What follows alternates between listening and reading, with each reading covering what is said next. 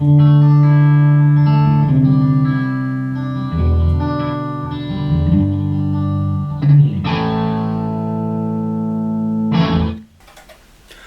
and welcome back to another video from Berkshire Guitar Amplifier Repairs. On the trolley today I've got this Fender Hot Rod Deluxe 3 which the customer has sent in to me. He says he hasn't used it for a year or so, and when he last used it might have had a few problems. I'm just going to give the amp a general look over and see how it's performing and what needs doing. As a customer, I think is a little bit unsure about exactly what needs doing to this amp. So let's turn it on and see what it does and see what it doesn't do, and then we can take it from there. Here we are, top side of the amp. Just have a quick look along. It could do with a little bit of a clean up, but other than that it looks okay. Let's turn it on. I'll keep it in standby for the moment and let it warm up. I haven't taken the back off. I'll do that in a moment. Oh, it's interesting looking. I can just see, funny enough. Let me show you something. Might have to take the back off of this. Can you see that one of the power valves here has the red writing on, and the other one, which is through there, can you see the writing has been kind of burned off? Now that tells me that that valve here has been running hot compared with this one, so we're going to need to have a look at that. Might need a couple of output tubes. It's got electro-harmonics in there, so I don't think they're original. Anyway, we'll look at that in due course. Let's see if it actually works. Take it out standby. Volume is reasonable. I've got a guitar plugged in. Ooh, that was a bit of a loud crackle. Just turn that off a second. Try that again. Okay, it gave a very loud crack a minute ago. Let's see. Okay, it's working. So I'm just going to check the pots for scratchiness. Okay, so far.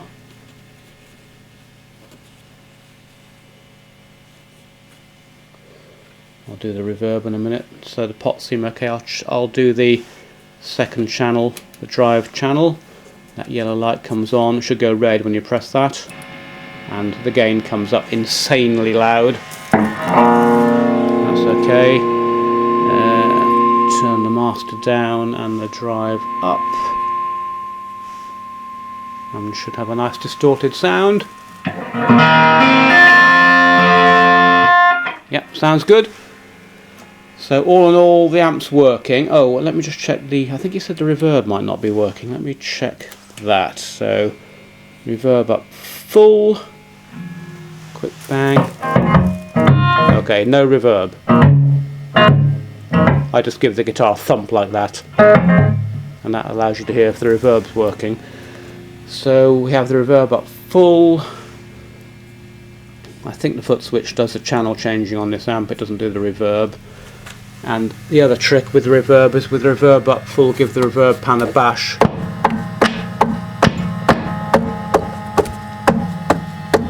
And you should hear a clang of doom, and there's nothing there. So we need to look into that. Now I thought I heard a sort of crack when I bang this. Oh yes. There's a definite kind of crack coming when I do that, so something not quite right there. That'll require me to do a little bit of tapping around on the inside. So I think the next thing here is to take the back off and let's have a little bit of a closer look about what's going on inside. Okay, quick update. I took the back off whilst the amp was on, and as I was undoing the screws I heard this kind of cracking noise, and then when I swung the amp around on the trolley so that I could show you this, it suddenly made a really loud kind of noise, a loud hum, and then bump, the main fuse went, and I couldn't turn it off in time. It was really just like seconds. So that fuse is gone. So I'm going to need to check that. I'm going to pull these power valves out. Don't like the look of those at all. Can you see the difference between those two? I'm going to pull those out and then put a new fuse in and see if it all comes to life without blowing the fuse. And then we can have a look, see what else is going on. Whilst we're here, let's just have a general look over the amp. It's got the original coupling capacitors in. Ah, that's interesting. I don't like the look of that one. Let me see if I can get you a better angle.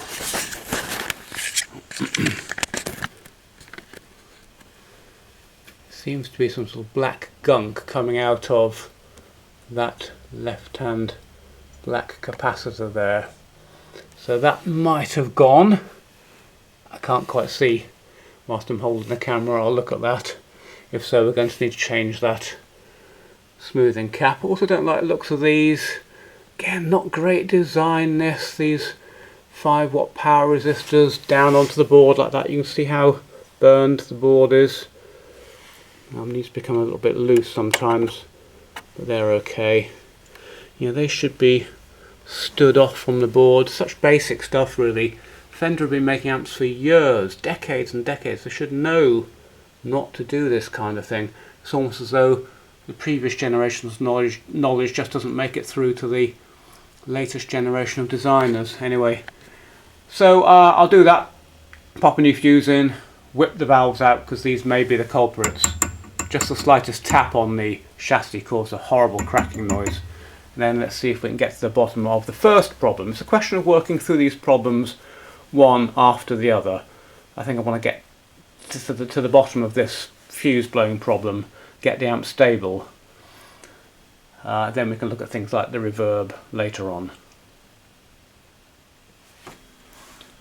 So I had a good look at this with the eyeglass, and there's all sorts of black gunk coming out the bottom of this, so that's definitely faulty, and that would have been what that horrible hum was, and the fuse blowing, because that would have gone short circuit and taken out the fuse. So the very first thing I'm going to do is to change this cap, and before I do that I'm going to use my trusty capacitor discharger, which is nothing, it's just a switch really in a box, a biased switch. When I push that down it short circuits these two leads here. I'm pretty confident the caps are discharged, but anyway, let's just be super safe. I'm going to clip this onto the chassis. That's one terminal going onto the chassis. I'm holding the switch closed, and I'm just going to go along the positives of the capacitors, just discharging them. Just hold it on for a few seconds, and that should have discharged those. I never take it for granted, so I'm just going to quickly grab my meter, put it onto the 20 volt range like that, and I'm just going to quickly measure the voltages. Sorry I can't show you the meter, I'm a bit zoomed in, but I'm pretty sure, yeah, there's nothing there, half a volt. So they're good, nice and safe. And on the safety side, the amp is unplugged from the mains. Yes, I'm checking that. I'm always very careful when working on amps, obviously. So I'm going to show you a way of changing this cap without taking the board out, because it's quite a mission taking the board out. And what we just do is clip off the old one. 1, 2. This cap is glued in. That's to stop it from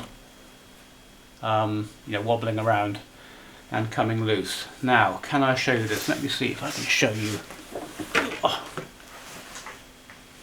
There you go. Can you see the end of that capacitor there? And all that gunk coming out. So that capacitor is well and truly done. And that will probably be short circuit. So all we do here is to straighten these legs,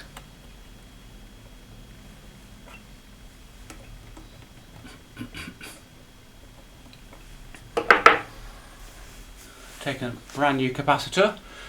This is F&T, good grade capacitor, 47 microfarads, 500 volts. Make sure you get it the right way round. Positive is down. The can is always negative. Can. I always triple check this And all I'm going to do, actually I think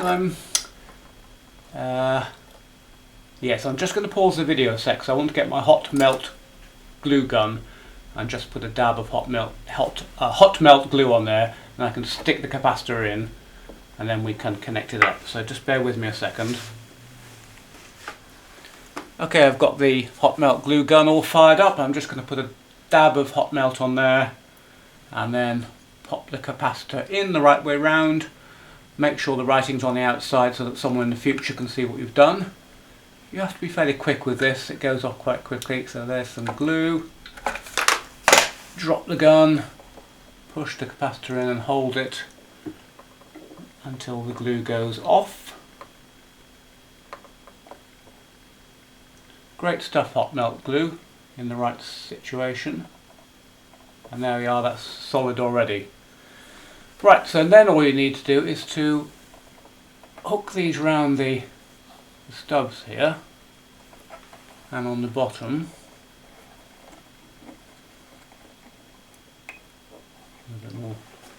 A bit more awkward on the bottom here.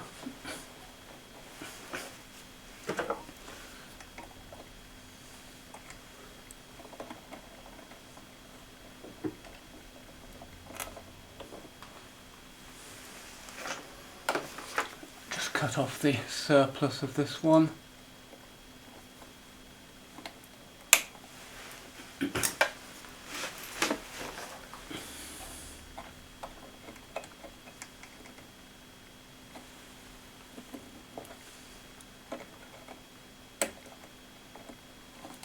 There we go, it's wound around there quite nicely. And the top one.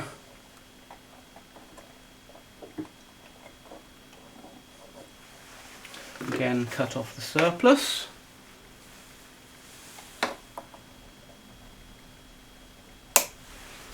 Like so. Crimp it down a bit. That's good, now we can solder those.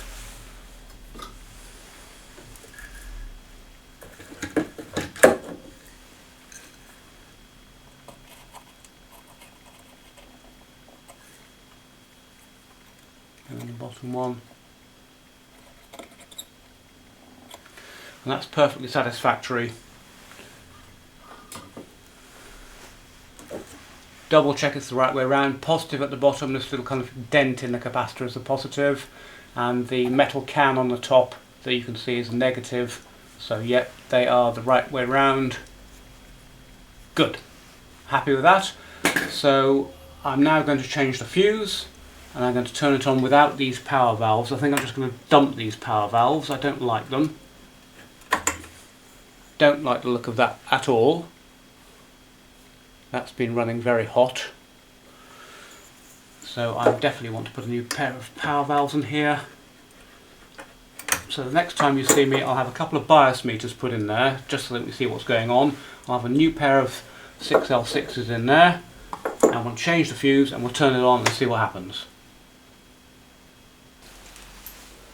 Right, you're seeing this as I see it. I've put a new fast blow 1.6 amp fuse in. I've got a new pair of JJ 6L6s in, and I have my bias meters attached. And let's turn it on. So, okay, well, it's come up, lights come on, so the fuse works. Just let it warm up a bit, and then we'll see what's happening. Okay, turn the HT on. Okay, we have a problem here. Let me show you. Sort of not surprised in a way. So what we have is one valve showing 51 milliamps, 52, it's a bit high, I won't worry about that for the moment. The other valve showing absolutely nothing. So this valve here is not drawing any current whatsoever. So we have a problem there. Right, so that's the next thing to diagnose and see if we can find out what's happening. I'll turn the amp off for the moment. Yes, this right one is getting warm, this left one is stone cold. Okay, it's been about 15 minutes since I last turned the camera off, and I did a little bit of poking around, and I found that the screen resistor for this valve here is open circuit. You can't see it, it's under here. It goes between there and there, and when I put a meter on those 2 points, I get an open circuit, and there's another screen resistor for this valve which goes from there to there, and that's fine. They're 470 ohm, 1 watt.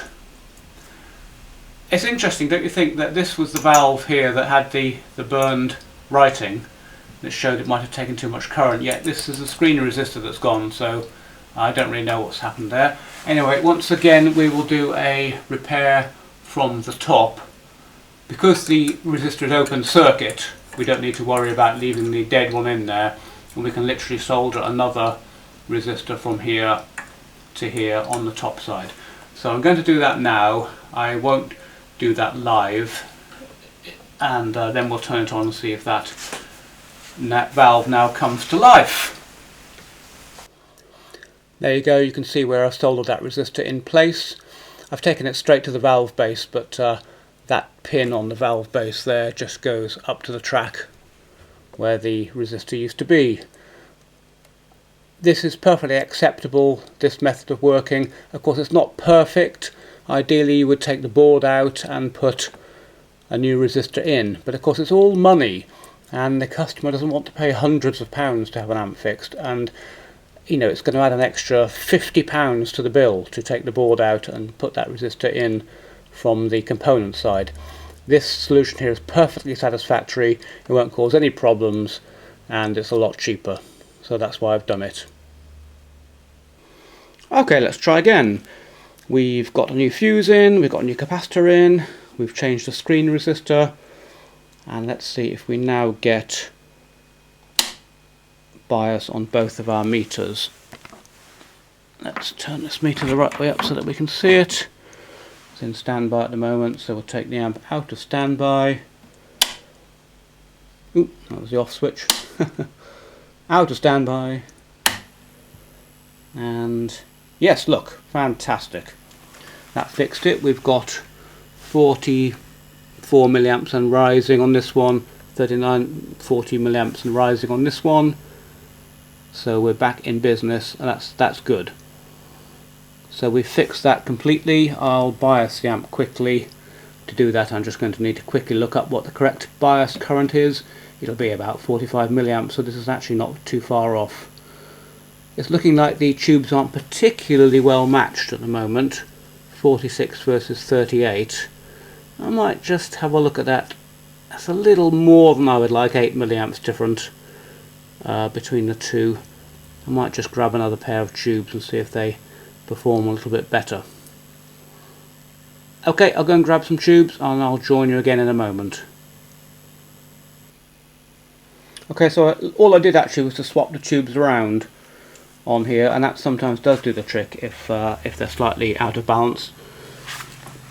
And there we go, they've come back into balance. The actual bias current for this should be about 30 milliamps. So I'm going to set this for 30 milliamps, and here's the bias pot here, this little blue one. I'm going to stick my screwdriver in there, and let's see, clockwise increases the current, anti-clockwise decreases, so I'm turning anti-clockwise, bring that down to 30, there we go.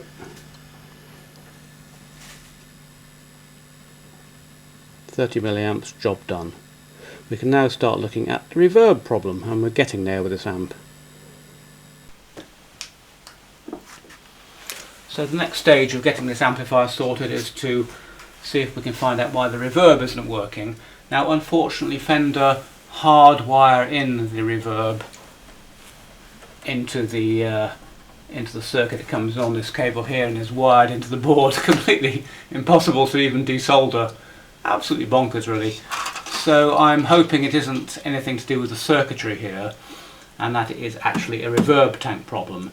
It's 75% likely to be a reverb tank problem. So on that basis I'm going to remove the reverb tank and have a quick look and see if I can see what's going on there.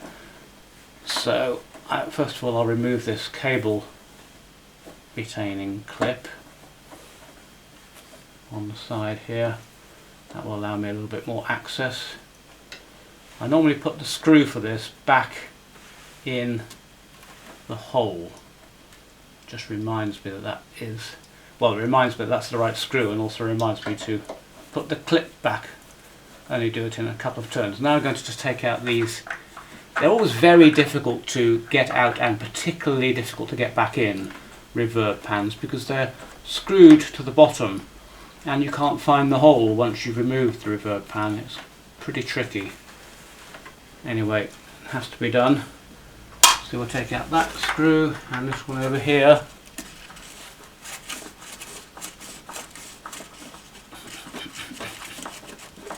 There we go. Now we can take the reverb pan out and see. I'm hoping the reverb pan, well, it will have phono plugs on it, so at the very least we can just plug another reverb pan in and see if it all comes to life. Always very dusty. This is covered in dust. I'm a little bit allergic to dust, so I'm quite careful taking these things out. Take it out of its bag. There it is. Looks quite new actually. Looks in good condition.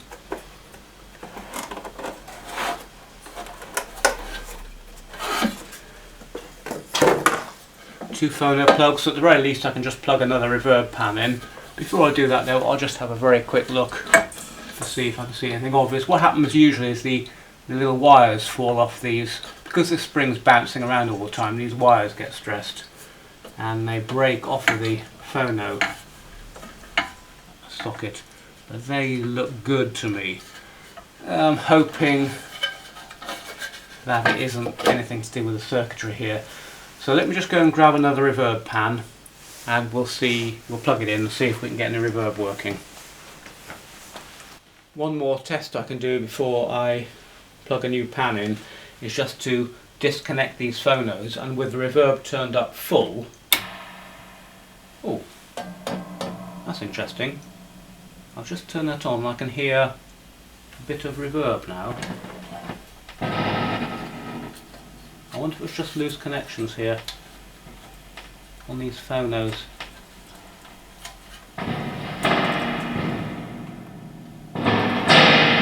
Well, we've got a bit of reverb return there, which we didn't have before. Let me just put the pan down and see if it sounds any interesting on the guitar.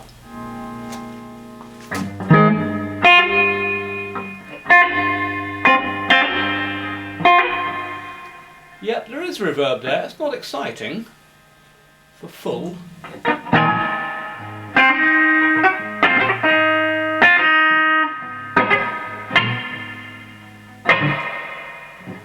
Yeah, that's working. Okay, well that's good news. So what I'm going to do is just put some deoxit on these phono sockets as they go into the reverb pan here. And I think that was just a loose connection, or a dirty connection on the phono socket, so we got lucky there. That's very good news. Okay, well let's do that then.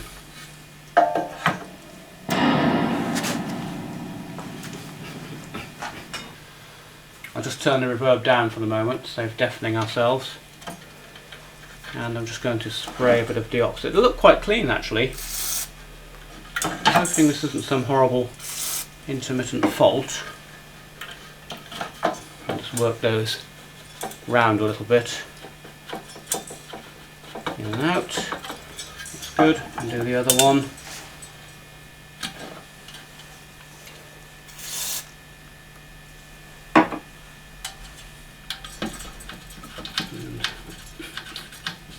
And work that round a bit. Good.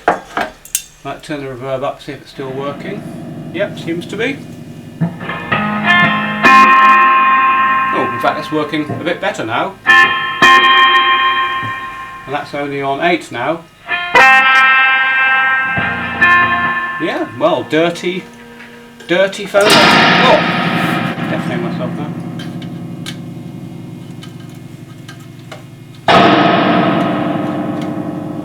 I'm just checking these leads. These leads here aren't. Ah, yes, aha. Okay, that's interesting. Okay, just touching this lead here. Let me just set that off. Hear that coming and going? Okay, next thing I'm going to do is pull this little jack socket here.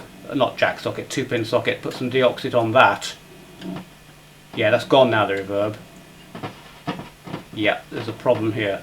Okay, let's do that, see if that does it. I'll turn the reverb down.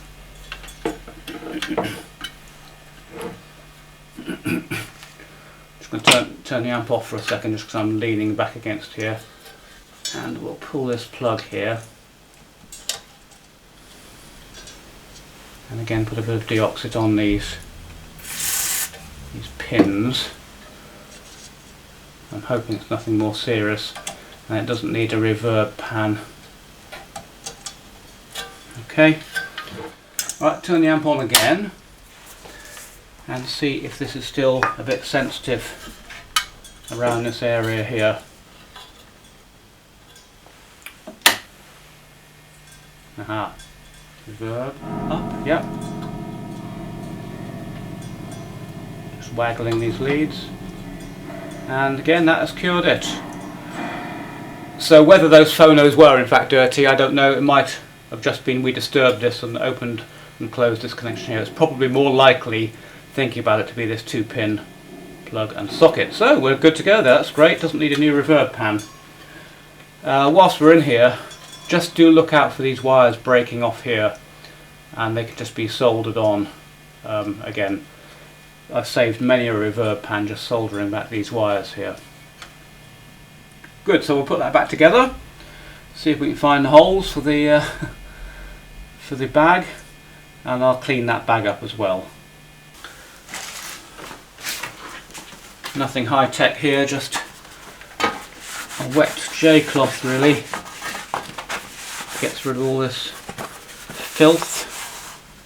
Amazing what accumulates in the bottom of amplifiers.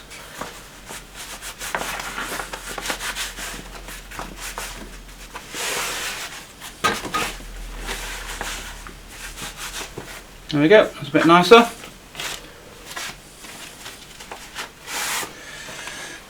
Okay, so now we can put our piece of cardboard back on top.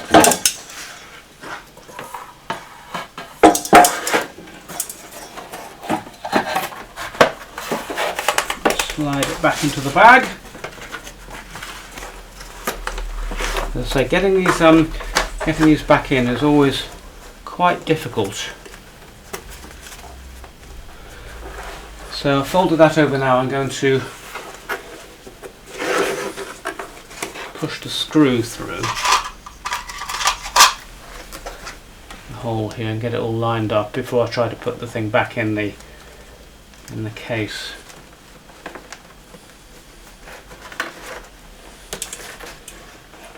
Chasing it around the trolley here. There we go. Right, so that screw now is all the way through and through the piece of cardboard and coming out the other side, which gives me at least a fighting chance. And I say only a fighting chance of finding the original hole. Okay, so we'll pop that back in. Also gets attracted to the speaker and bounces up onto the speaker. Right, that's in, and now the trick is to find the hole here, which, as I say, is not easy at all. It's a sort of bit of luck, to be honest with you, about whether you find it. Yeah, I think I managed to get that in there. Kind of joggle it around until you feel the screw kind of locate. Let's see, have I got lucky there? Yeah, I think I have. I think that one's in. Good. Yep, that's good. Whilst I'm here, I may as well just put the clip back in.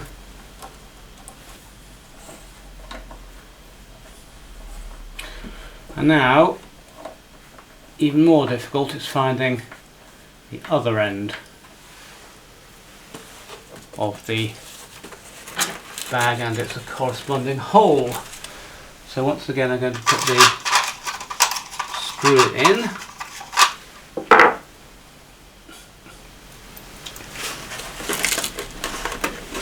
Maybe I should have done this before I put it in the other end actually. So put that in, screw it through the bag all the way so that you've got a point on the other side with which to at least hopefully try to locate the hole.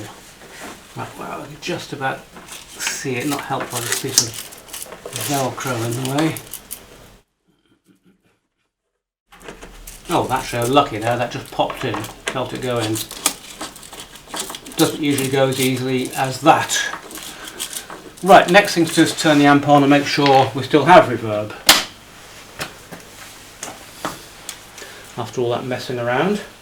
And then if we have, we're good to go. I'll clean up the top with some foam cleaner I use. I'll show you that in a moment. And also the top Tolex here is quite dirty. I might do that. Right, that's on. We have guitar, bit of reverb. Lovely. Oh, that's great. Job done. That's fantastic. Goodie. I think we can call that a wrap. So to clean off general kind of dirt, I use Amber Cleanse foaming cleaner. It just sprays on quite nicely. This stuff is also very good for cleaning Tolex. Absolutely excellent. It's called Meguiar's, M-E-G-U-I-U-I-A-R-S, Meguiar's Convertible Top Cleaner. It's for cars, used for cleaning convertible cars, tops. That's absolutely fantastic at getting dirt off of Tolex, whereas the foam cleaner is better for doing this, this front panel here. Having said that, I thought you might like to see this Meguiar's stuff in action. I've just cleaned this part here compared with this over here. I think you can see there's quite a big difference there. And all I do is give it a quick squirt like that. Doesn't need much.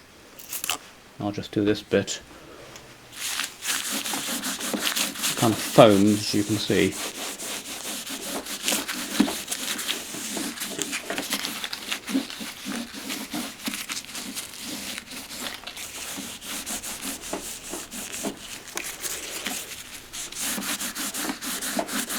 And quite a bit of dirt comes off.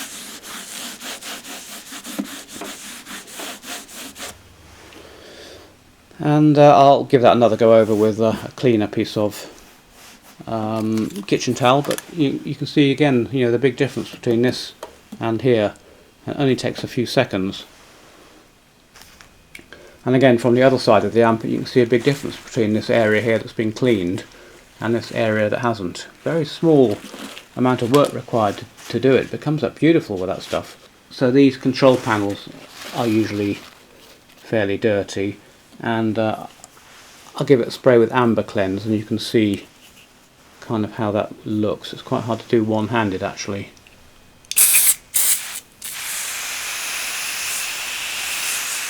There you go, it looks horrific, doesn't it? It looks like I wouldn't normally have had all this drift on here. It's just that I couldn't control the spray with one hand. And then it's just really a question of going along with tissue paper or kitchen towel and wiping it all off. It looks like concentrated nitric acid, doesn't it? But it does quite a good job. It takes a little while to get into all the nooks and crannies, particularly between the pots and stuff. I obviously won't try to do a proper job whilst I'm holding the camera. So let me finish that off and then I'll show you that. And there you go, there's the end result. It only took about 10 minutes to do that, and I always like to clean an amp up for the customer. I don't charge them for it. I just can't stand sending a filthy, dirty amp back to the customer. So all that remains now is for me to pop the back on, and we're done with this amp. Well, there you go. I quite enjoyed that one actually. It was a 4-for-1 special. What did we have wrong with this amp? Let me think. We had the short circuit HT capacitor, which we changed, and then we had one power valve wasn't working, and that turned out to be a 470 ohm screen resistor. The power valves were a little bit dodgy. I didn't like that situation where one had the writing burned off and the other one didn't, so we popped in a couple of new valves and biased it, And then finally we had no reverb, and we were able to fix that with that little 2-pin plug. So this has been quite, I hope for you, an educational video about how we just work through problem after problem after problem until the amp is sorted. It's nice when it's just one fault, but quite often there are 2 or more, particularly if the amp's been kicking around for several years without it being played. Anyway, so thanks for watching that, hope you enjoyed it, and I'll catch you on the next video.